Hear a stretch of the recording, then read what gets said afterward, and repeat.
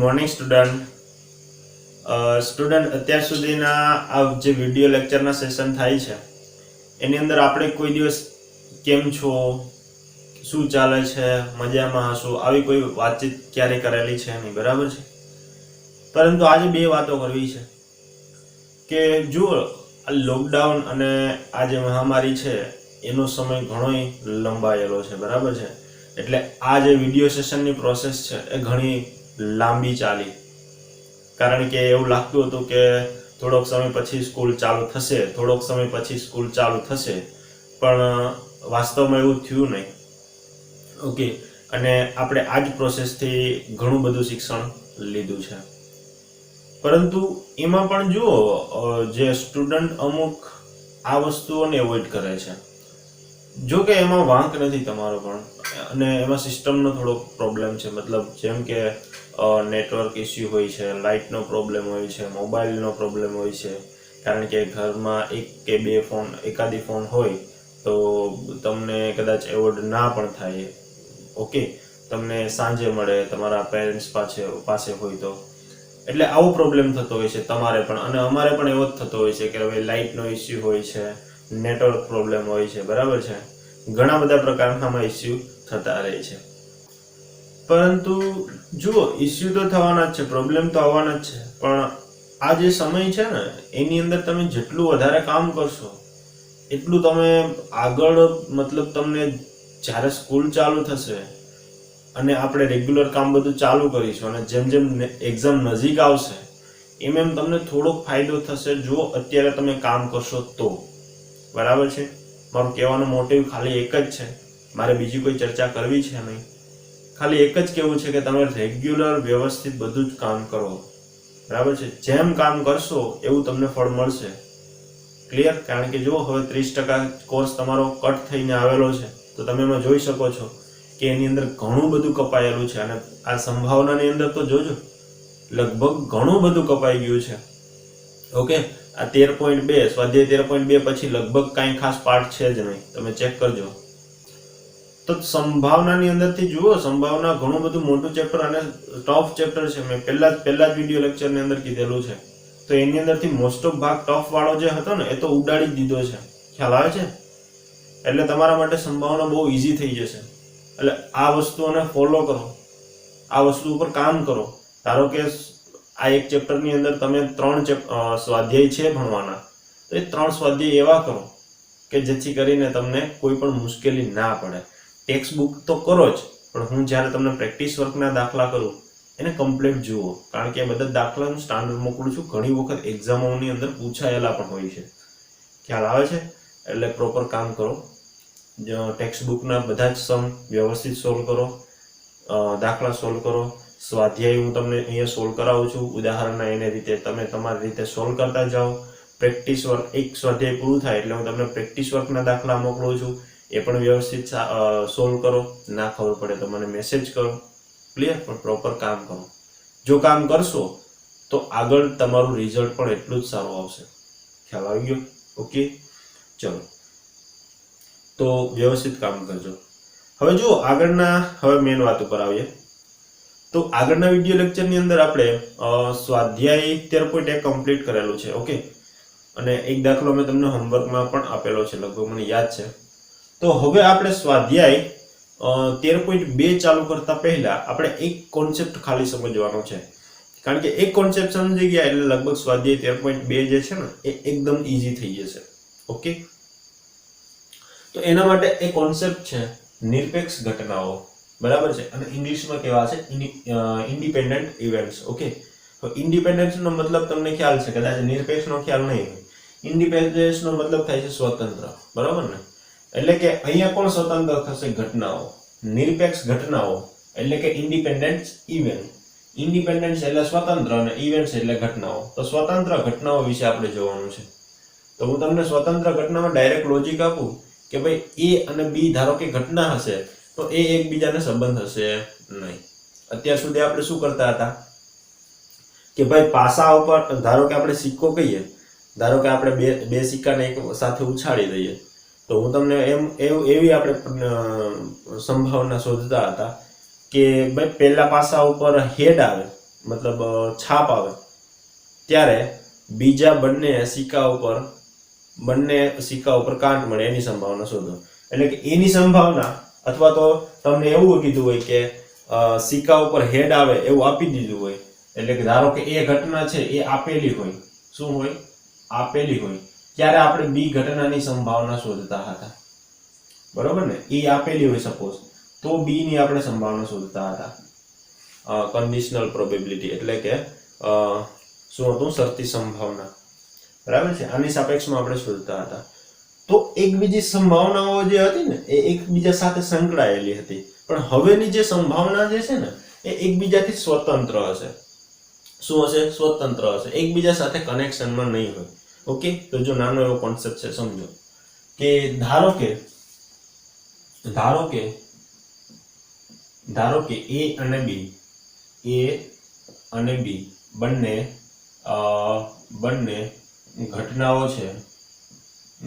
ઘટનાઓ છે કોઈ યાદર્શિક સંભાવનાની, બરાબર છે?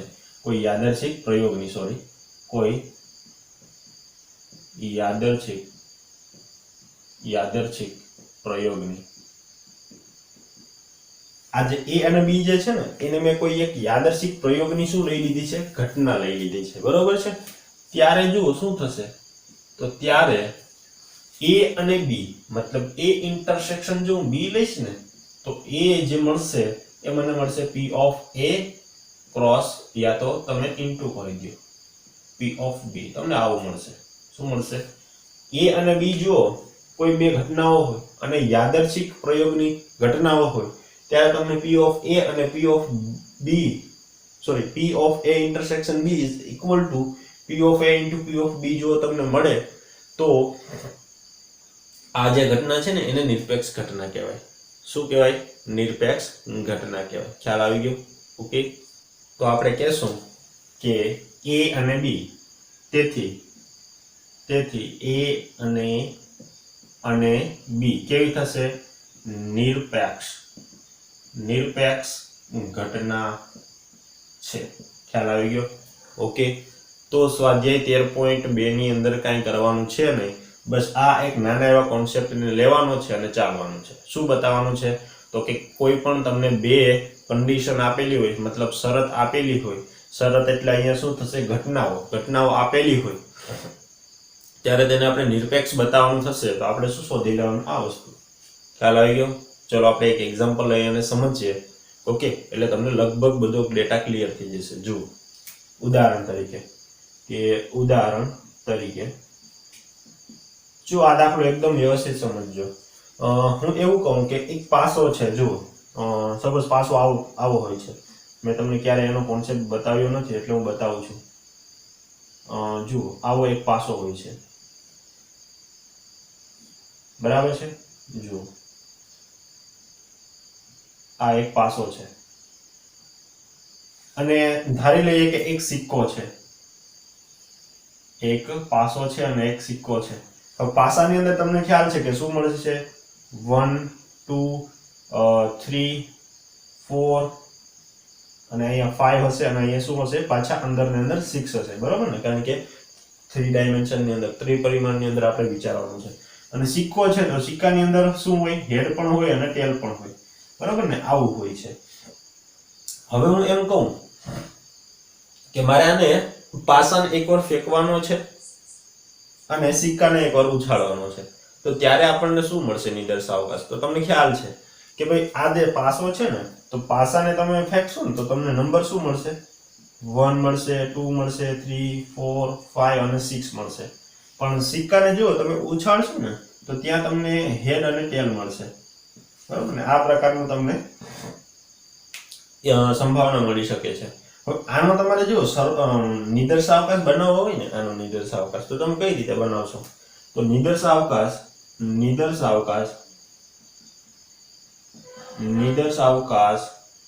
S is equal to, જો પાસાને અને સિક્કાને એક જ સાથે ઉછાળવાના છે, બરાબર છે? તો જો પાસા ઉપર તમને 1 પણ મળી શકે છે, ત્યારે તમને સિક્કા ઉપર તમને હેડ મળે. આવું બની શકે કે નહીં? યસ, બની શકે. પાસા ઉપર 1 જ મળે ત્યારે તમને સિક્કા ઉપર ટેલ પણ મળી શકે છે. ખ્યાલ આવે છે? ઓકે, સમજો ફરીથી આ એક વસ્તુ સમજો કે તમે પાસાને જુઓ ફેંકશો ત્યારે તમને સપોઝ 1 મળે છે અને તમે સિક્કો પાછો ઉછાળો છો ત્યારે તમને ટેલ મળે છે, એટલે 1 અને હેડ મળે છે. Sorry, okay. હવે પાછો ફરીથી તમે પાછો ઉછાળો છો ત્યારે ફરીથી તમને 1 મળે છે, ત્યારે તમને આમાંથી ટેલ પણ મળી શકે છે. ખ્યાલ આવે છે? હવે 1 નું પૂરું થઈ ગયું તો હવે આવશે 2. તમે પાછો ફેંકશો તો 2 અહીંયા મળે અને અહીંયાથી સપોઝ તમને હેડ મળે. ઓકે, હવે તમને અહીંયાથી પાછો ફરીથી તમને 2 જ મળે અને અહીંયા તમને ટેલ મળે. ખ્યાલ આવી ગયો? હવે કઈ રીતે લખશું આપણે? 3 head and 3 tail, 4 head and 4 tail. Okay ને? 5 head and 5 tail, 6 head and 6 tail. Okay, તો ધ્યાનથી જુઓ 1 2 3 4 અને 4 તેરી 12. નંબર ઓફ એસ તમને શું મળશે? Number of S is equal to 12. ખ્યાલ આવી ગયો? હવે જો આપણે આને નિરપેક્ષ ઘટના બતાવી છે. નિરપેક્ષ ઘટના બતાવી મતલબ મારે એવી બે ઘટનાઓ લેવી છે A અને B કે જેને એકબીજા સાથે સંબંધ નથી અને એની કઈ રીતે સંભાવના શોધવી. તો ચલો આપણે કંઈક ધ્યાનમાં લઈએ, કોઈ ઘટનાઓ. બરાબર છે? તો હું એવું કહી દઉં કે ધારો કે પાસાને ફેંકતા નંબર 2 મળે અને સિક્કાને ફેંકતા તમને નંબર H મળે, હેડ મળે. બરાબર છે? તો ધારી લઈએ આપણે કે ધારો કે જો મારે હવે બતાવું છું અને જે આપણે નિરપેક્ષ ઘટના છે એને કે ધારો કે પાસો ફેંકતા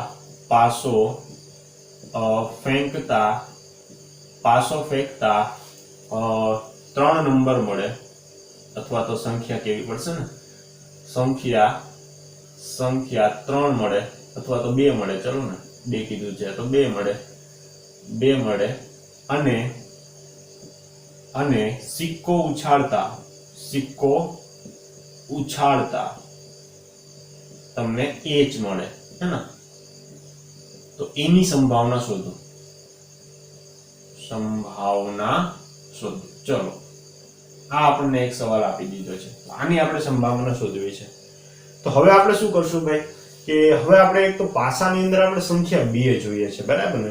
હવે જો આપણે સાદી રીતથી એક વસ્તુ વિચારીએ, આપણે સાદી રીતથી કે ભાઈ અત્યાર સુધી આપણે પ્રોબેબિલિટી કઈ રીતે શોધીએ, સંભાવના કઈ રીતે. તો પાસા ઉપર આપણને 2 મળે. જો અહીં હું બનાવું છું અને આપણે ત્યારે આની અંદર શું મળશે? હેડ મળશે, H. એટલે આવી કોઈ કન્ડિશન છે 2 અને H હોય એવી? યસ છે. જુઓ આ છે. તો હવે જો આની મારે સંભાવના શોધવી હોય ને તો સાદી રીતે આપણે શું કરી શકીએ? અત્યાર સુધીની જે મેથડ જૂની કરીએ કે ભાઈ આપણે શું કરશું તો કે જે સંભાવના હશે એ મતલબ નંબર જેટલા પણ આપણી સાનુકૂળ પરિસ્થિતિ હશે એના નંબર એના છેદમાં ટોટલ જેટલી પણ આપણી પરિસ્થિતિ હશે, ટોટલ પરિણામો હશે એની સંખ્યા આપણે લખશું ને. મેં પહેલા જ વિડીયોમાં બતાવ્યું હતું, ખબર છે તમને? કે ધારો કે આપણી પાસે કોઈ ઘટના A હોય અને આની મારે સંભાવના શોધવી હોય ને P of A, તો મેં એવું લખ્યું હતું કે A ની સાનુકૂળ પરિસ્થિતિ, A ની સાનુકૂળ પરિણામોની સંખ્યા આવું કંઈક લખેલું હતું. બરાબર ને? આ સમજજો તમે. અને એના છેદમાં S ના કુલ પરિણામોની સંખ્યા. બરાબર ને? પસંદનો મતલબ પરિણામોની સંખ્યા. તો હું શું કરીશ કે ભાઈ મારે આ ધારો કે આપણી પાસે એક ઘટના છે એ આવી કે 2 અને H છે, તો અહીંયા શું થશે તો કે ભાઈ આ A મેં સપોઝ મેં લઈ લીધું છે તો એના સાનુકૂળ પરિણામ કેટલા થશે તો કે આ એક જ થશે. ખ્યાલ આવી ગયો? અને એની અંદર કુલ પરિણામો કેટલા થશે તો કે 12 થશે, નંબર ઓફ S. એટલે આ જવાબ આપણો આવી જશે P of. આને સપોઝ નામ આપી દો કોઈ પણ, A ની જગ્યાએ આપી દો તમે સપોઝ કોઈ પણ નામ આપી દો સ્મોલ a, સપોઝ નામ આપી દો. બરાબર ને? તો P of small a is equal to 1/12 થશે. તો આ શું મળી ગઈ આપણે? નિરપેક્ષ ઘટનાની સંભાવના. અત્યાર સુધીની ચર્ચા આપણે આવી કરતા હતા, પણ હવે કઈ રીતે જુઓ, બહુ આસાન થઈ જશે કઈ રીતે શોધવું. કારણ કે આમાં લોજિક લગાવવું પડે. આ દાખલો બહુ સિમ્પલ છે એટલે કંઈક તમને હું ટ્વિસ્ટ કરી અને ટફ મૂકી દઉં એટલે તમે ગૂંચવાઈ જાવ કે ભાઈ આની સંભાવના કઈ રીતે શોધવી. પણ અહીંયા બહુ આસાન થઈ જશે. કઈ રીતે જુઓ, સપોઝ હું કોઈ એક ઘટના લઈ લઉં A, કારણ કે મારે એ ઘટના લેવી પડશે ને. તો આપણે ધારી લઈએ કે ધારો કે ઘટના અથવા તો નહીં ઘટના આપેલી છે ને, શું કામ ધારીએ આપણે, ચલો ને એ જ લઈ લઈએ, બરાબર ને? તો એ બરાબર શું આપણે લઈશું કે પાસો ફેંકતા સંખ્યા 2 મળે, સંખ્યા શું મળે? 2 મળે. ચલો આ આપણી એક ઘટના થઈ ગઈ. હવે બી ઘટના આપણે લેવી છે. તો બી શું છે? તો કે સિક્કો ઉછાળતા એ જ મળવો જોઈએ. તો આપણે લખીશું કે સિક્કો ઉછાળતા એ જ મળે, એટલે કે હેડ મળે. ઓકે, તો હવે મને કહેશો કે ભાઈ પાસો તમને ફેંકશો તો 2 કેટલી વખત મળશે? તો તમે ધ્યાનથી જુઓ, પાસાને ફેંકવાની વાત છે, તો આ બધી વાત નહીં કરવાની. પાસો ફેંકવાનો છે અને એની અંદર તમને 2 મળે છે, તો 2 એક જ વાર મળશે, હે ને? તો તમને 2 અહીંયા આ રીતે મળશે. જુઓ, ખ્યાલ આવે છે? તો નંબર ઓફ એ તમને શું મળશે? 1 મળશે કે નહીં? એ જ રીતે જો સિક્કાને ઉછાળવાનો છે, સિક્કો ઉછાળતા તમને h મળે, તો b બરાબર તમને h કેટલી વખત મળશે? તો કે તો એક જ વખત મળશે. તો અહીંયા તમે લખશો કે ભાઈ તમે સિક્કો ઉછાળશો ને તો h એક વખત મળશે, અને નંબર ઓફ b તમને શું મળશે? તો કે એ તમને મળશે 1 મળશે. કેટલા મળશે? 1. ખ્યાલ આવી ગયો? તો હવે તમે ધ્યાનથી જુઓ, મારે કોની સંભાવના શોધવી છે? તો કે a ની સંભાવના શોધવી છે, બરાબર ને? મારે જો આની સંભાવના શોધવી છે. ઓકે, તો p of a અને p of b શોધી અને એનો ગુણાકાર કરી દઈશ તો મને શું મળી જશે? p of a intersection b. Okay, તો હું અહીંયાથી શું શોધું? જુઓ, એક કામ કરો, અહીંયા શોધી લો. તો p of a આનું સૂત્ર શું હતું? તો કે નંબર ઓફ a એના છેદમાં નંબર ઓફ s. ઓકે, નહીં, નંબર ઓફ a એ શું છે? તો કે પાસો ફેંકવાની સંખ્યા છે. ઓકે, અને આના નંબર ઓફ s થશે, બરોબર? કારણ કે જુઓ આ નંબર ઓફ s શું કેટલા થશે? આ 6 થશે, આની વાત કરું છું, અને અહીંયા નંબર ઓફ s કેટલા થશે? 2 થશે. ઓકે, એટલે એ વસ્તુ ધ્યાનમાં રાખજો. આ પણ અલગ છે અને આ પણ અલગ છે. ઓકે, તો નંબર ઓફ a એ તમને કેટલા મળે છે? 1, બરોબર ને? અને નંબર ઓફ s એ તમને મળે છે પાસા માટે 6. એ જ રીતે સિક્કા માટેની વાત કરો તો p of b is equal to number of b ના છેદમાં number of s. તો નંબર ઓફ b આવ્યા છે અહીંયા 1 અને સિક્કા માટે નંબર ઓફ s મળે છે 2. બરોબર છે? હવે આપણે શું કરવું છે? બંનેનો ગુણાકાર, એટલે કે p of a into p of b કરો તો p of a તમને મળે છે 1/6 into 1/2. તો કેટલા આવશે? 1/12. ચેક કરો. ઓકે, देखो 1/12 મળે છે. અને p of a into b આ શું છે? તો કે આ બીજું કંઈ નથી, p of a intersection b છે, અને આનું સૂત્ર બને છે p of a into p of b. Okay, અને આનો જવાબ આવે છે 1/12. ત્યારે a અને b જે બંને છે એ કેવી છે? નિરપેક્ષ. હવે તમે ધ્યાનથી જુઓ, આ દાખલાને સમજો. મેં ઉદાહરણ એટલા માટે જ આ લીધું છે કે આ એ ઘટના તમે ઘટાવો છો, મતલબ પાસાને ફેંકો છો અને સંખ્યા તમને 2 મળે છે, તો એને શું કે આ સિક્કારે લેવા દેવા છે કે? તમે ધ્યાનથી જુઓ કે પાસો તમે ફેંકો છો અને પાસા ઉપર તમને સંખ્યા 2 મળે છે, તો શું આ સિક્કા સાથે કઈ લેવા દેવા છે? કાંઈ નથી. ઓકે, અને જ્યારે સિક્કો ઉછાળો છો ત્યારે તમને હેડ મળે, તો શું પાસા સાથે કઈ લેવા દેવા છે? કાંઈ નથી. ખ્યાલ આવી ગયો? એનો મતલબ કે એક ઘટના ઘટશે ત્યારે બીજી ઘટનાને ખબર નહીં પડે કે આ ઘટના તો થઈ ગઈ છે. ઓકે, અને પહેલી ઘટના ઘટશે ત્યારે બીજી ઘટનાને ખબર નહીં હોય કે આ ઘટના તો થઈ ગઈ છે. એટલે એકબીજાથી શું હશે? સ્વતંત્ર હશે. ઓકે, ખ્યાલ જ નહીં હોય કે કઈ ઘટના થશે. ખ્યાલ આવી ગયો? ઓકે, તો આ તો મેઇન કોન્સેપ્ટ નિરપેક્ષ ઘટનાનો. નિરપેક્ષ ઘટના શોધવા માટે આપણે શું કરવાનું કે કોઈ પણ બે ઘટનાઓ a અને b લઈ લેવાની અને એ ઘટનાઓની સંભાવના શોધવાની. સંભાવના શોધીને લાસ્ટમાં શું કરી દેવાનો? ગુણાકાર. જેમ કે અહીંયા કર્યું. જુઓ, આ બે ઘટના લીધી, બે ઘટનાઓની મેં શું શોધી? અહીંયા સંભાવના, અને એ સંભાવનાનો ગુણાકાર કરી દીધો, એટલે એ બની ગયો આપણી નિરપેક્ષ ઘટના. ઈઝી? ઓકે, ચલો તો હવે આપણે ડાયરેક્ટ સ્વાધ્યાય ઉપર જશું. જો બીજા અમુક ટોપિક છે ચોપડીની અંદર પણ આપણે જોવાના નથી, કારણ કે આખું સ્વાધ્યાય છે આ ઘટના ઉપરથી સોલ્વ થઈ જશે. ઓકે, ચલો સ્વાધ્યાય જોઈશું. તો જો સ્વાધ્યાય 13.2 નો પહેલો દાખલો. તો પહેલા દાખલાની રકમ શું કહે છે કે a અને b શું છે? નિરપેક્ષ ઘટનાઓ છે. ઓકે, તો P ઓફ A ની સંભાવના તમને આપી 3/5, P ઓફ B આપેલા છે 1/5, તો P of A intersection B શોધવાના છે. ઓકે, હવે જો તમને ખબર છે કે નિરપેક્ષ ઘટના હોય, જો A અને B સોલ્યુશન કરી દઈએ, બહુ સિમ્પલ દાખલો છે કે જો A અને B નિરપેક્ષ ઘટનાઓ હોય,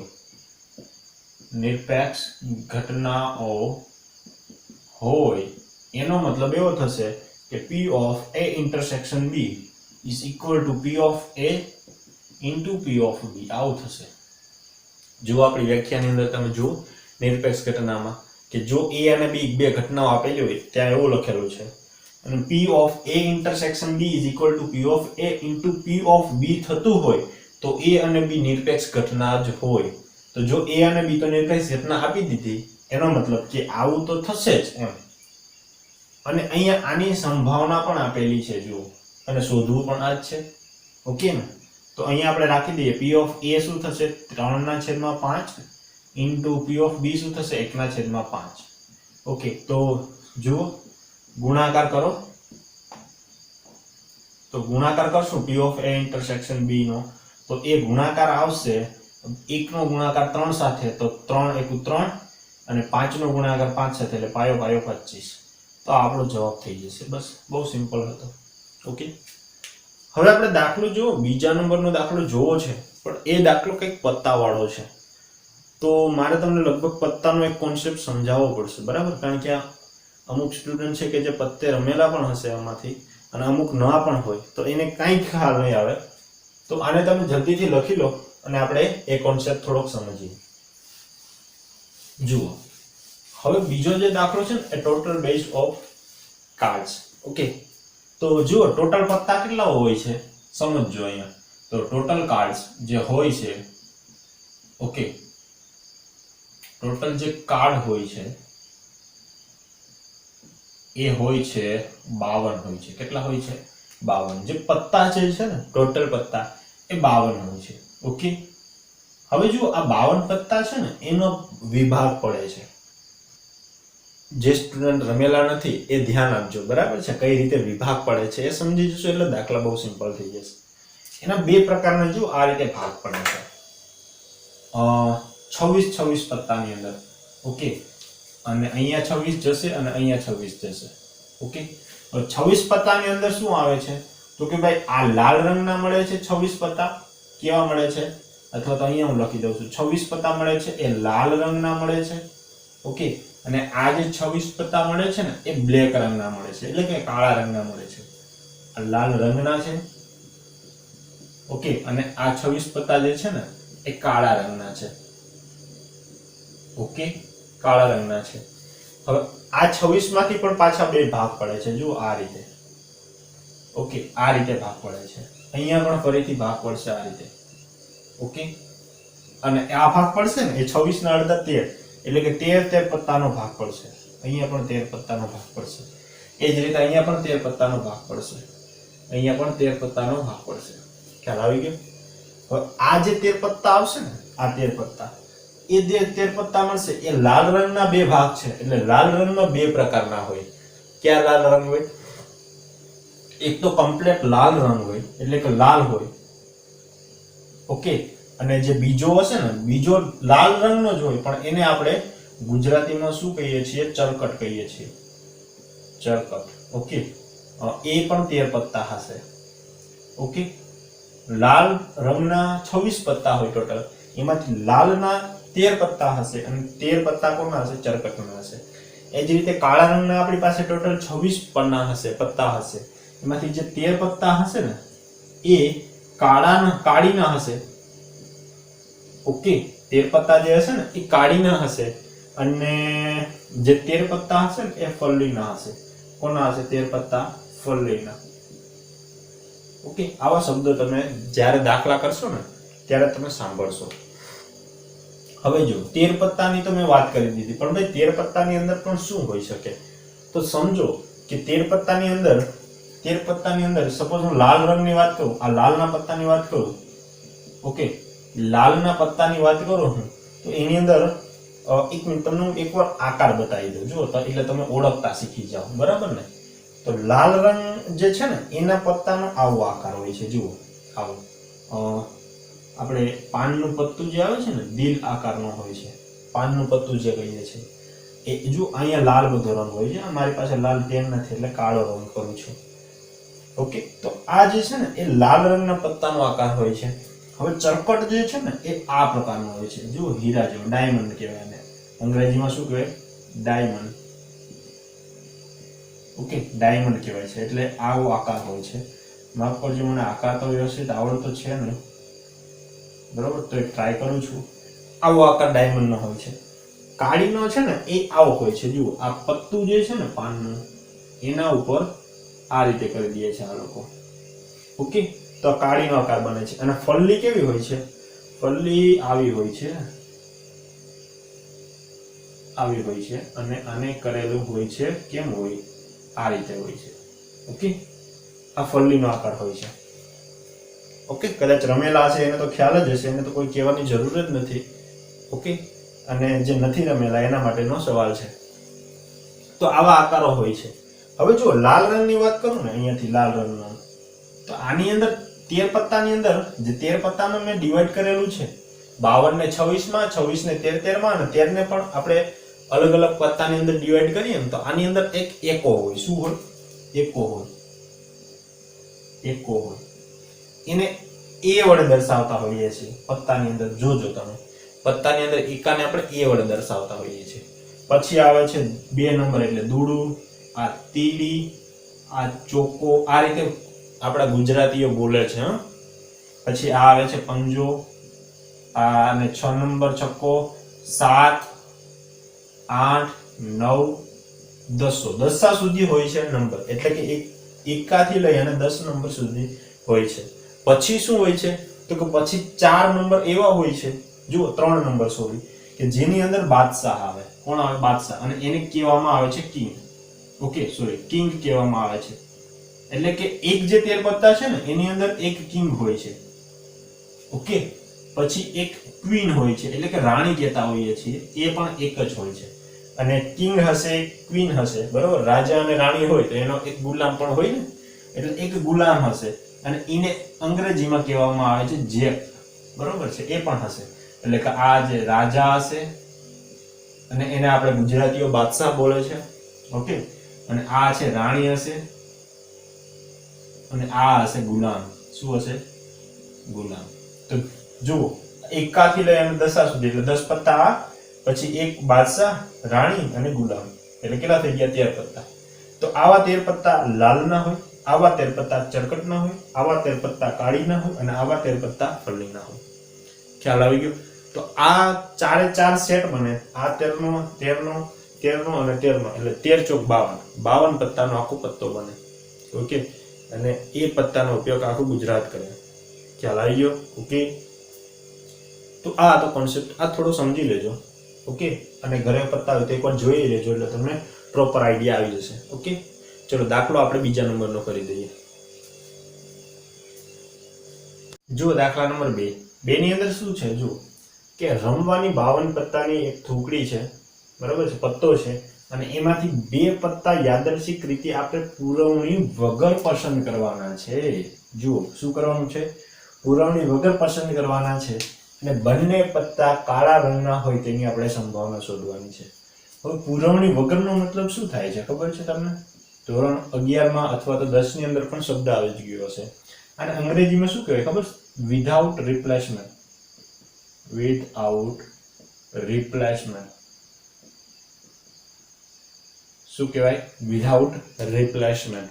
રિપ્લેસમેન્ટનો મતલબ શું થાય? આપણે કહીએ ને કે ભાઈ આ ચીજ વસ્તુ આપણે ક્યાંથી લઈ આવીએ તો એને રિપ્લેસ કરવી, એટલે કે બદલાવી દેવી. પણ અહીંયા વિધાઉટનો મતલબ કે બદલાવવાની નથી. એટલે કે પુરવણી વગરનો મતલબ શું થાય છે કે તમે પત્તું પસંદ કરો ને પછી એ પત્તાને મૂકવાનું નથી.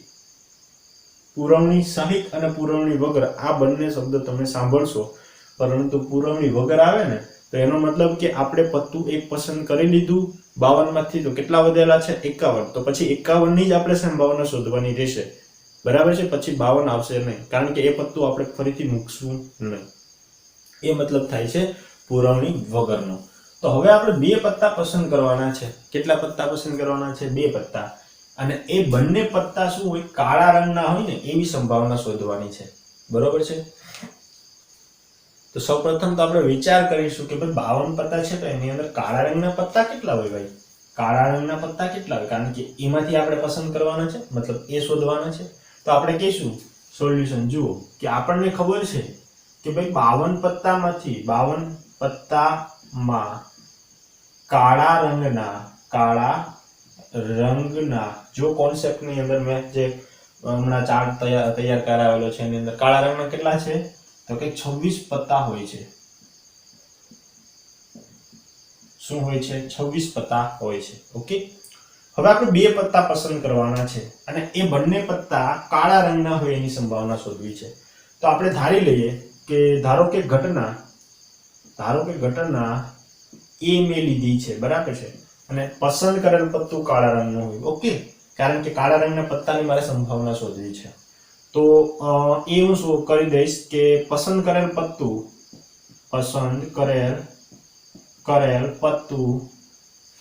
કેવું હોય? કાળા રંગનું હોય. કારણ કે મારે બે પત્તા યાદચ્છિક પસંદ કરવાના છે અને બંને પત્તાને મારે કાળા રંગનું બતાવવું પડશે. તો હું બી ઘટના જે લઈશ ને એ પણ શું લઈશ? તો કે પસંદ કરેલ પત્તું જે હશે એ પણ કાળા રંગનું જ હોય. ઓકે, કાળા રંગનું હોય. હવે આપણને ખબર છે કે કાળા રંગના પત્તા કેટલા છે? 26. એનો મતલબ કે ઘટના બી જે એ છે એની સંભાવના કેટલી થશે? તો કે ભાઈ કાળા રંગના પસંદ કરેલ પત્તું કાળા રંગનું હોય તો તમે પસંદ કરશો પત્તું તો કોઈ પણ કાળા રંગનું પત્તું નીકળશે, પણ કાળા રંગ એ આ 26 પત્તામાંથી કોઈ પણ હોઈ શકે. ઓકે, એટલે આપણને 26 મળશે. ખ્યાલ આવી ગયો? 26 પત્તા ટોટલ મળશે. એની અંદર કુલ પરિણામો કેટલા છે? મતલબ આ જો સાનુકૂળ પરિણામો છે અને એની અંદર કુલ પરિણામો કેટલા છે? 52. એટલે 52 અહીંયા આવશે. ખ્યાલ આવી ગયો? તો અહીંયા શું આવશે? 1/2. જો આ વસ્તુ એકવાર ના ખબર પડે તો પૂછી જોજો, મેસેજ કરી જોજો, તો જ તમને ક્લિયર થશે કોન્સેપ્ટ. કારણ કે સંભાવના દેખાય એટલી ઈઝી પણ નથી, એ પણ હું તમને ચેતવી દઉં છું. ઓકે, કારણ કે સંભાવનાનો એક દાખલો તમને બેઠો ખાસ મળતો નથી. ઘણું બધું ટ્વિસ્ટ કરેલું જ હોય છે. એમાં તમારો કોન્સેપ્ટ ક્લિયર હોય ને તો દાખલો બહુ સિમ્પલ થઈ જાય. જો આની કઈ ગણતરી અઘરી હોતી નથી. ચાલો આપણે લોજિક વાપરવું પડે છે અહીંયા. તો આ તમને P of A મળી ગયા. શું મળી ગયા? તો કે 1/2. હવે જો એક પસંદ કરી દીધું છે અત્યારે પત્તું, તમે એક પત્તું પસંદ કરી દીધું છે અને એની તમને સંભાવના મળી ગઈ છે. હવે તમારે પાછું બીજું પત્તું પસંદ કરવાનું છે. ઓકે, પરંતુ જો પુરવણી વગર કીધું છે તો આ પત્તું પસંદ થઈ ગયું ને એને સાઈડમાં મૂકી દો. એને આપણે મૂકવાનું નથી પત્તાની અંદર. તો આપણે અહીંયા કહેશું કે એક પત્તું પસંદ થયેલ હોવાથી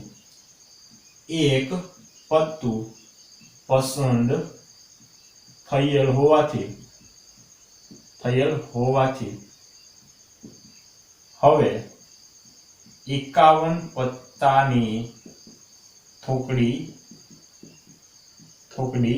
રહી. કહીશું કે નહીં? યસ, એક પત્તું પસંદ થઈ ગયું, 52 માંથી 51 થઈ ગયા. તો હવે બી જે છે ને એની આપણે સંભાવના શોધવી છે. તો P of B તમને શું મળશે? તો કે ભાઈ કાળા રંગનું પત્તું જે છે એ તો આપણને ખબર છે કે 26 માંથી કોઈક એક હશે. કાળા રંગના પત્તા કેટલા છે? 26 માંથી એક હશે, પણ એમાંથી એક કાળા રંગનું તો મેં લઈ લીધું છે.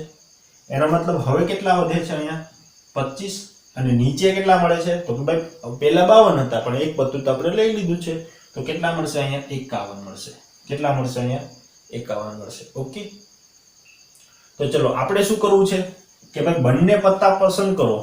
તો પત્તું A જે છે ને એ કાળા રંગનું હોય અને B કાળા રંગનું હોય. આ બંનેની કોમન સંભાવના એટલે P of A intersection B. બરાબર છે?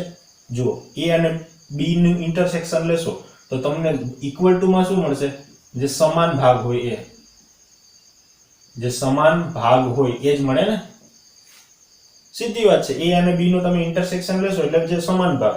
તો અહીંયા સમાન ભાગ શું છે કે બંને પસંદ કરેલ પત્તું કાળા રંગનું હોય. ઓકે, તો આપણે એની તો સંભાવના શોધવી છે. તો કે P of A intersection B is equal to P of A into P of B. This is nothing but આ શું છે? નિરપેક્ષ ઘટના. બરોબર ને? તો જુઓ, આ તો ખાલી સમજણ પૂરતું છે, બોક્સ બનાવીને લખ દેજો, સમજણ પૂરતું છે. તો P ઓફ A આપણે શોધી દીધું છે 1/2 અને P ઓફ B તમને મળે છે 25/51. તો ચલો 1 ગુણ્યા 25 એટલે 25 આવશે અને 51 દુ કેટલા થશે 102 અને છેદ તો ઉઠશે નહીં, તો આપણને મળી જશે P of A intersection B જે 25 ના છેદમાં 102 મળશે, બરોબર છે.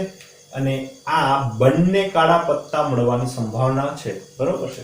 તો આપણે અહીં લખી શકીએ કે બંને